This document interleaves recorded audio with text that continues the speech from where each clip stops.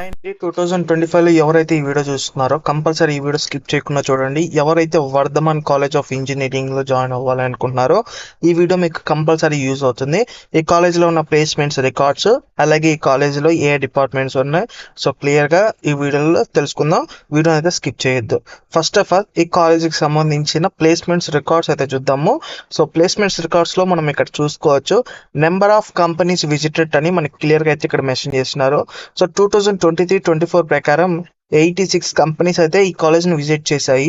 అలాగే 2022-23లో మనం చూసుకుంటే 83 కంపెనీస్ అయితే విజిట్ చేసినాయి. 2021-22లో చూసుకుంటే 122 కంపెనీస్ అయితే విజిట్ చేశాయి అనమాట. సో ఆ టైంలో కరోనా ఇవంతా ఉండడం వల్ల సో ఇక్కడైతే మనకి ఎక్కువ వచ్చింది 2020, 2021, 2022. ఈ మధ్యలో ఏంటంటే కంపెనీస్ అనేది ఎక్కువ వచ్చాయి.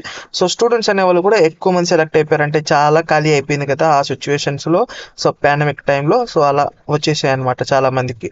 సో ఇప్పుడు మనకి అవంతా అవసరం లేదు. మనం మెయిన్గా చూసుకోవాల్సింది 2023, 2024. సో ఇప్పుడు వచ్చిన వాళ్ళకి 86 కంపెనీస్ అయితే విజిట్ అయినాయి. అందులో నెంబర్ ఆఫ్ ఆఫర్స్ మనం చూసుకుంటున్నట్టయితే 1048 మెంబర్స్కి అయితే ఆఫర్స్ అయితే వచ్చాయంట. అలాగే పర్సంటేజ్ ఆఫ్ స్టూడెంట్స్ ప్లేస్డ్ అని మనకి వీళ్ళు క్లియర్గా అయితే మెన్షన్ చేసినారు. అంటే ఆ కాలేజీలో చదువుతున్న వాళ్ళలో 82% మంది స్టూడెంట్స్ అనే వాళ్ళు ప్లేస్ అయ్యారని చెప్తున్నారు అనమాట కంపెనీస్లో. అలాగే మ్యాక్సిమం శాలరీ కూడా మనకి ఇక్కడైతే వీళ్ళు మెన్షన్ చేస్తున్నారు. అలాగే మినిమం శాలరీ కూడా మనం చూసుకుంటే ఇక్కడ మెన్షన్ చేస్తున్నారు. యావరేజ్ ప్యాకేజ్ ఇది. సో ఇది యావరేజ్గా అయితే ఒక 6 lakhs అనేది వీళ్ళు మెన్షన్ చేస్తున్నారు. సో మినిమం అంటే 2 lakhs. ఓకే, సో 2 lakhs అయితే మినిమం ఉంటుందని చెప్పి వీళ్ళైతే చెప్తున్నారనమాట. సో ఇక్కడ మనం చూసుకుంటున్నట్టే ప్లేస్మెంట్ డీటెయిల్స్లో సో కంపెనీస్ నేమ్స్ కూడా మనకి ఇచ్చిన ఎసెంజర్, ఏటీపీ, మనకి అడ్వాన్స్ ఆటో పార్ట్స్ ఇండియా, మనకి స్టూడెంట్స్ కూడా ఎంతమంది సెలెక్ట్ అయ్యారు. ఎసెంజర్లో చూడండి 176 మెంబర్స్ అయితే సెలెక్ట్ అయ్యారంట. దానికి software engineering, advance software engineering.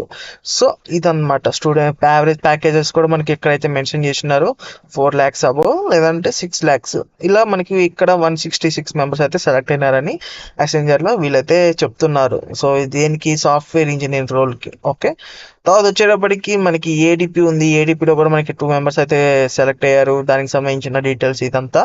So ఇవన్నీ కంపెనీ డీటెయిల్స్ అనమాట. సో మీరు కాలేజీలో అనేది కంపెనీస్ వస్తాయి, ఏ కాలేజ్ అన్నా నార్మల్గానే వస్తాయి. కాకపోతే కొంచెం పెద్ద కాలేజీలో చదవడం వల్ల ఏంటి అంటే ఎక్కువ కంపెనీస్ వస్తాయి. ఎక్కువ కంపెనీస్ రావడం వల్ల ఏమవుతుందంటే స్టూడెంట్స్ అనేవాళ్ళు ఎక్కువ మంది సెలెక్ట్ అయిపోతూ ఉంటారు. కాబట్టి సో మీరు బయటకు వెళ్ళి జాబ్ ఎత్తుకోవాల్సిన అవసరం ఉండదు. అదే నార్మల్ కాలేజ్లో చదివేశారు అనుకోండి, కంపెనీస్ అంటే తక్కువే వస్తాయి. సో తక్కువ రావడం వల్ల బాగా చదివే వాళ్ళు, మంచి స్కిల్ ఉండే వాళ్ళు సెలెక్ట్ అయిపోతూ ఉంటారు. సో మనకి కొంచెం మీడియం అటు ఇటుగా ఉంటే కొంచెం ఇబ్బంది అయిపోతుంది ఆ సిచ్యువేషన్స్ అనేది. మళ్ళీ బయట ఎత్తుకోవాలంటే కాంపిటీషన్ మన అందరికీ తెలిసిన విషయమే కాబట్టి చూసుకోవాలి. ఇంకా మనకి వెబ్సైట్ కోడ్ మనం చూసుకోవచ్చు విఎంఈజీ. ఇది గుర్తుపెట్టుకోండి. కాలేజ్ కోడ్ కూడా 88 అనమాట. సో ఇక్కడ మనకి NAC A++ గ్రేడ్ అయితే ఉంది కాలేజ్కి. సో అది కూడా చూసుకోండి. ఇంకా నెక్స్ట్ వచ్చేటప్పటికి ఈ కాలేజ్లో డిపార్ట్మెంట్స్. సో డిపార్ట్మెంట్స్ ఏ డిపార్ట్మెంట్స్ ఉన్నాయో నేనైతే క్లియర్గా అయితే చెప్తాను. First of all computer science and engineering, electronics and communication engineering, information technology, computer science and engineering, AIML అంటే ఆర్టిఫిషియల్ ఇంటెలిజెన్స్ మిషన్ లెర్నింగ్. నా వీడియోస్ ఇది కూడా బాగా పోతుంది అనుకోండి. ఇంకా separate artificial intelligence and machine learning, computer science and engineering, data science అనమాట. So ఇదొకటి. సో తర్వాత వచ్చేటప్పటికి ఆర్టిఫిషియల్ ఇంటెలిజెన్స్, డేటా సైన్స్. ఇంకోటి వచ్చేటప్పటికి ఎలక్ట్రికల్ అండ్ ఎలక్ట్రానిక్స్ ఇంజనీరింగ్. ఇంకా మెకానికల్ ఇంజనీరింగ్ మీరంతా చేయడం నాకు తెలిసిన విషయమే. ఇంకా సివిల్ ఇంజనీరింగ్ కూడా ఎవరు మానేశారు ఈ మధ్య చాలా మంది చేయడం.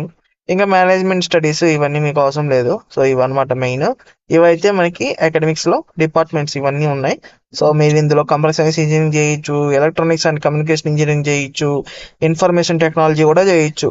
ఇంకా కంప్యూటర్ సైన్స్ ఇవన్నీ కూడా కంప్యూటర్ సైన్స్కి సంబంధించినట్టువే, ఇవన్నీ సాఫ్ట్వేర్కి సంబంధించినట్టువే కాబట్టి మీకు పెద్ద ప్రాబ్లం అయితే ఉండదండి.